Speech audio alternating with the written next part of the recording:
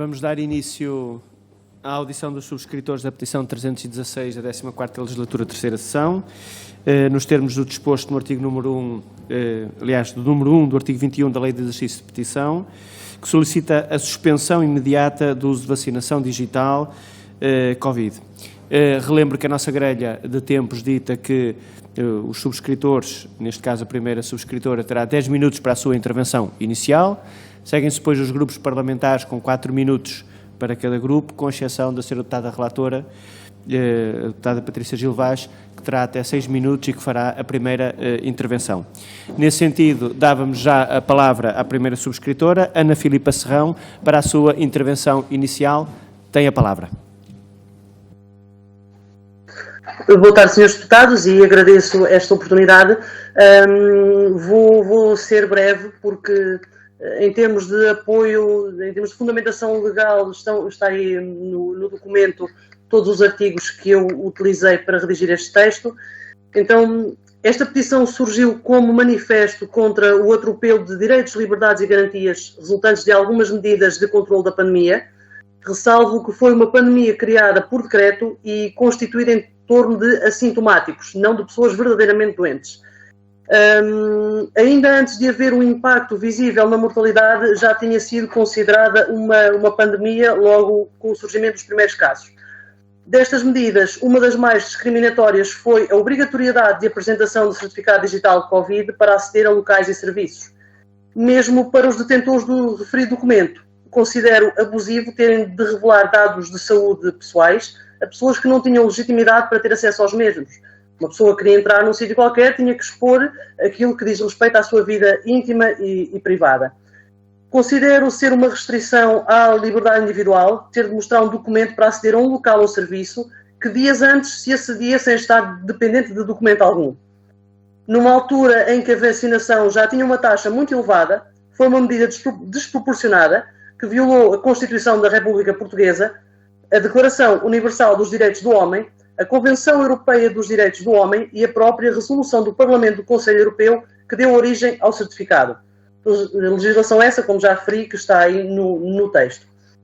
A forma como o governo português colocou a utilização deste documento foi contra toda esta legislação, 3 delas hierarquicamente superiores. Esta medida não teve impacto na mitigação e na redução dos contágios, foi meramente despotismo e coação. A aplicação dessas medidas, através de normas vindas de resoluções do Conselho de Ministros, nunca tiveram força de lei. Nem leis podem subtrair direitos, liberdades e garantias sem que estejamos em estado de sítio ou estado de emergência. Não foi o caso entre agosto e outubro de 2021, quando vigorou esta medida. Foi abuso de poder, foi autoritarismo, foi uma atitude paternalista do governo, como se o cidadão comum não tivesse capacidade de zelar pela sua saúde e pela saúde do próximo. Ninguém faz de propósito para ficar doente e foram aplicadas medidas que nos infantilizaram, parecendo que se não tivessem existido normas de comportamento e de conduta, o comum cidadão não saberia como adotar comportamentos preventivos e comportamentos de promoção da saúde. Além de que, tanto vacinados como não vacinados transmitiam o vírus e continuam a transmitir, o que torna esta discriminação ainda mais grave. Pergunto onde estiveram os defensores das liberdades de Abril quando foram restringidas as liberdades dos concidadãos. Pergunto se recordam como começou o Holocausto. Começou justamente com leis que dividiam os cidadãos em categorias. Começou por barrar a entrada a determinadas pessoas. Acredito que todos nós tínhamos a mais profunda revolta pelo que foi feito a milhões de seres humanos como nós. O que vocês fizeram para que familiares, amigos, colegas não fossem tratados como cidadãos de menor categoria ao serem impedidos de aceder livremente a determinados locais. Ficam sensibilizados com uns, neste caso a situação que já referi da segregação dos judeus, mas foram dos primeiros a segregar e a denunciar o próximo. Relembro ainda o Apartheid. Terminou em 1994, terminou há muito pouco tempo. Esteve vivo e de boa saúde entre agosto e outubro de 2021. Não creio que nenhum de nós consiga aceitar a segregação pela cor da pele. Mas houve e há aqui defensores da segregação daqueles que optaram por não usufruir desta vacina. Qual é a diferença? Principalmente se a vacina não impede a transmissão e ainda não há provas que realmente o faça. Discriminação é discriminação. Ou esta situação foi uma discriminação do bem, se é que existe. A discriminação não é mais ou menos grave consoante o que lhe dá origem. Discriminação é crime e foi criminoso o que fizeram. Numa época em que se luta em tantas áreas para a igualdade, para a integração, para a coesão social, pois foram implementadas normas sem validade jurídica, visto serem provenientes de meras resoluções de Conselho de Ministros e de estarem contra a legislação hierarquicamente superior, como já referi. Não sou jurista, não tenho formação em direito, mas estou ciente da legislação que me devia proteger de abusos do Estado. Se eu, sem formação em direito, consegui em poucas horas reunir legislação que comprova que estas medidas foram abusivas e inconstitucionais, como é que Presidente da República, Primeiro-Ministro, Presidente da Assembleia da República, deputados, ministros, conselheiros, advogados, constitucionalistas permitem tal segregação sobre a falsa premissa de ser legal? Não foi. O argumento mais usado foi de que era por um bem maior. Tenho a dizer que o bem maior que nós possuímos é a liberdade. E vamos sempre lutar por ela. Pois quem troca liberdade por segurança acaba por perder ambas. E é só o que eu tenho para dizer nesta primeira fase, fundamentar um pouco mais o texto que tem convosco, e passo a palavra. Muito obrigado, agradeço a sua intervenção inicial. Tenho agora a palavra a senhora deputada Patrícia Gil Vaz, da Iniciativa Liberal, que é também a deputada relatora e por isso tem até 6 minutos. Senhora deputada, tem a palavra. Obrigada, Sr. Coordenador. Cumprimento a senhora peticionante Ana Filipa Ferrão Silva, os restantes deputados aqui presentes. Não vou ocupar nem de longe os 6 minutos. Dar a breve nota que, infelizmente, já estamos a discutir esta petição extemporaneamente, vários meses depois dela ter sido apresentada e no momento em que já não se coloca esta questão, felizmente. Ainda assim, a senhora peticionante disse, e muito bem, que nos fez chegar na sua petição um rol de legislação que, no seu entender, foi violada e nós acompanhamos em larga medida essas considerações. A IEL foi o primeiro partido no Parlamento a insurgir-se contra os sucessivos estados de emergência que estavam a ser decretados sem garantia de cumprimento da Constituição, nomeadamente o cumprimento dos nossos direitos, liberdades e garantias. Mas, relativamente à questão que está aqui em causa, e embora as circunstâncias que todos sabemos que foram excepcionais da pandemia, que vieram impor a determinação de medidas, também elas excepcionais, mas a verdade é que haveria sempre de haver proporcionalidade nas medidas, na aplicação das medidas que eram adotadas e, no nosso entender, muitas delas não eram proporcionais. E para a Iniciativa Liberal as liberdades são fundamentais e a possibilidade do seu exercício também. A verdade é que quando o certificado digital foi aprovado pelo Parlamento Europeu em junho de 2021, era, no fundo, uma promessa para que os cidadãos pudessem livremente circular entre países de uma forma segura, mas a verdade é que vários meses depois vimos que este certificado, ao invés de acautelar essa mesma livre circulação, acabava no fundo por impedir essa mesma livre circulação.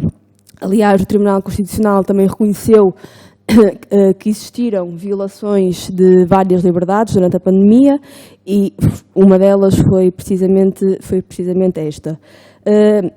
Em particular, a utilização do certificado digital nunca foi sindicada, mas compreendemos que então a liberdade de circulação foi amplamente restringida na utilização destes certificados.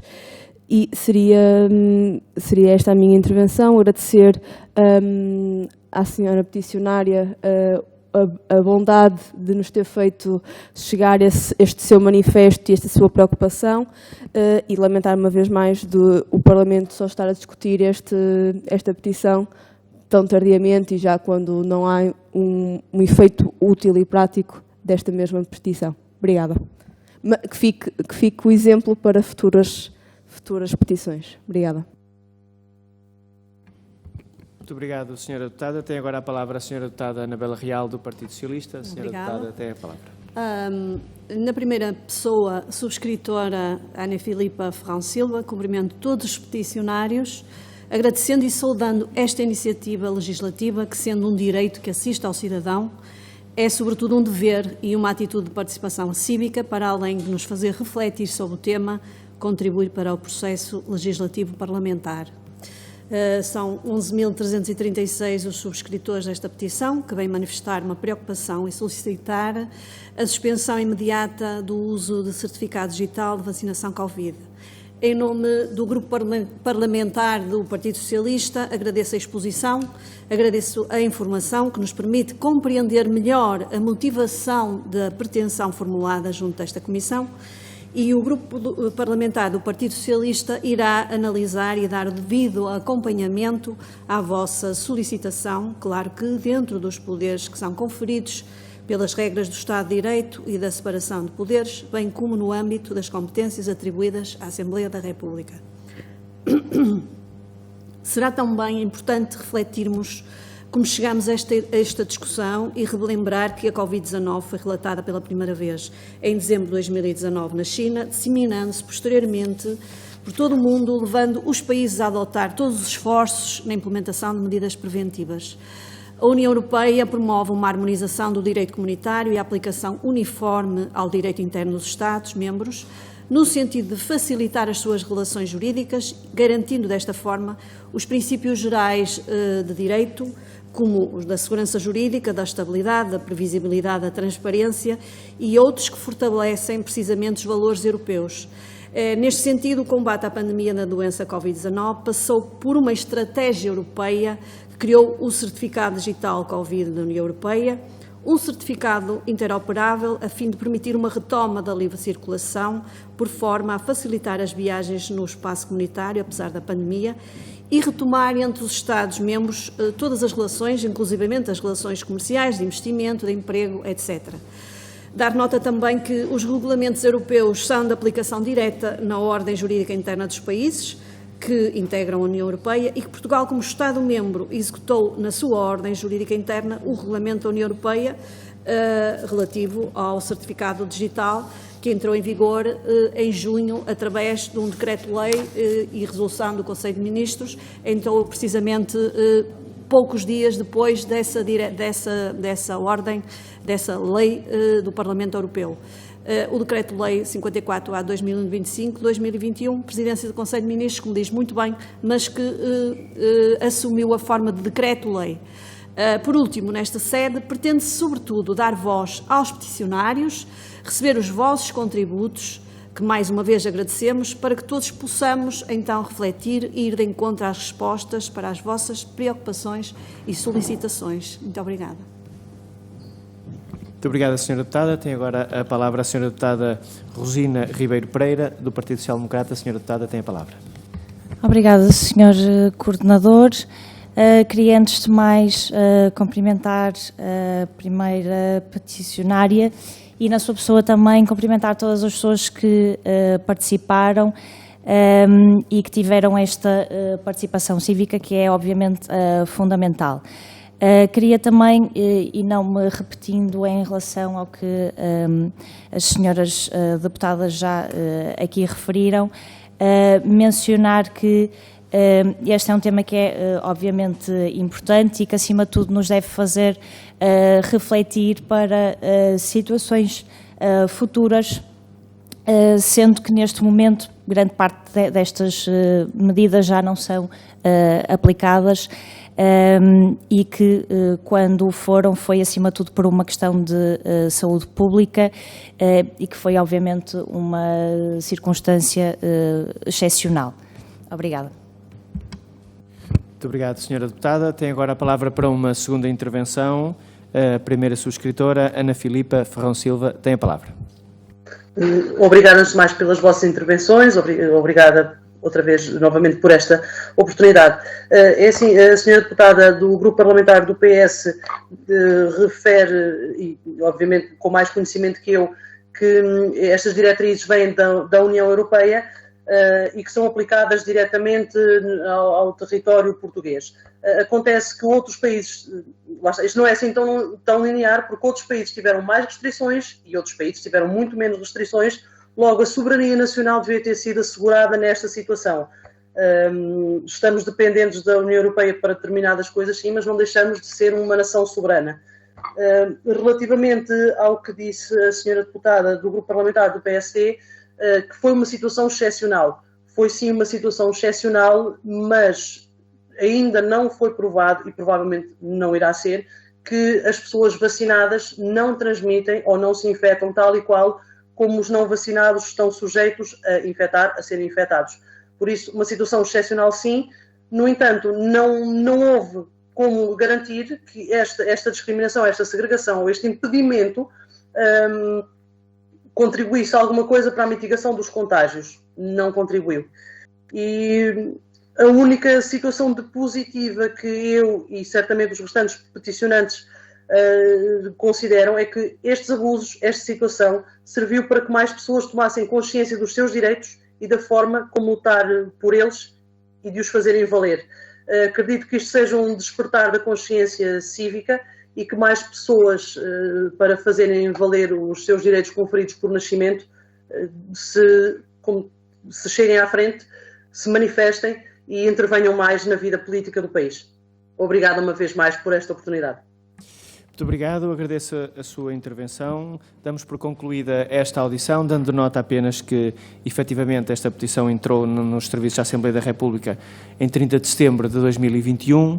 Entretanto, com a interrupção do processo, depois do chumbo do Orçamento de Estado e do novo processo eleitoral, em abril de 2021 ela foi distribuída ao grupo parlamentar correspondente e à senhora deputada relatora.